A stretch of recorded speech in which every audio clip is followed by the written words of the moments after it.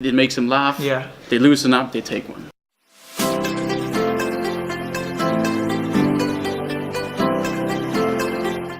Hello and welcome to today's video. Today I have Mario.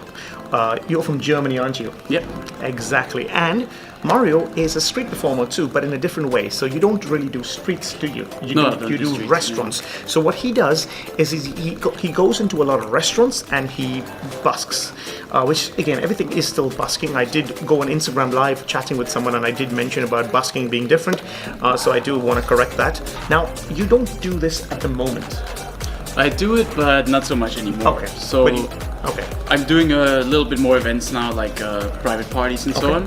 But then you have years. How many years have you been busking for? 5 years almost. Okay, 5 years. 5, yeah. So 5 years, and I'm guessing you travel around the world, or do you just do it in?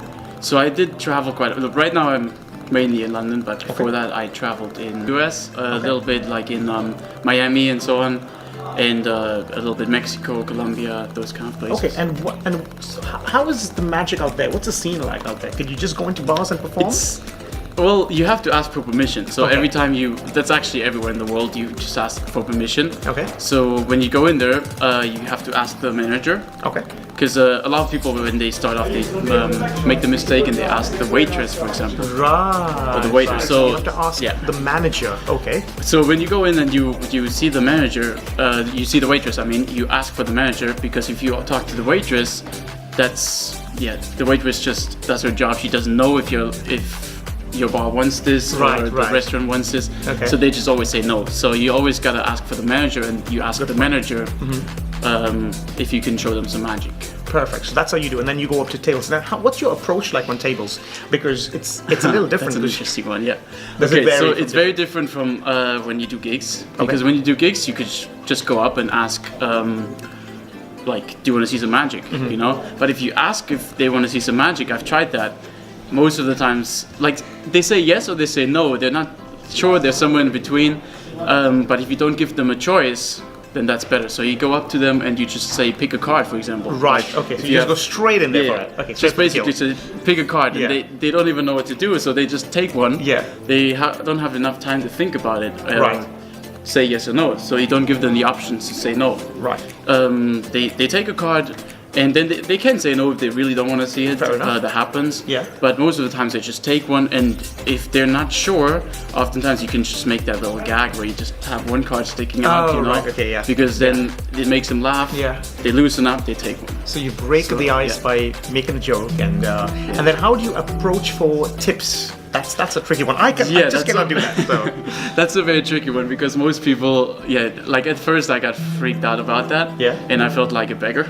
Okay. When I first did it. Okay. But then I found out a really nice way, which is I do that one trick. I don't say anything about tips before I start performing. Okay. So I show a very quick one, a very fast one, like have them take a card.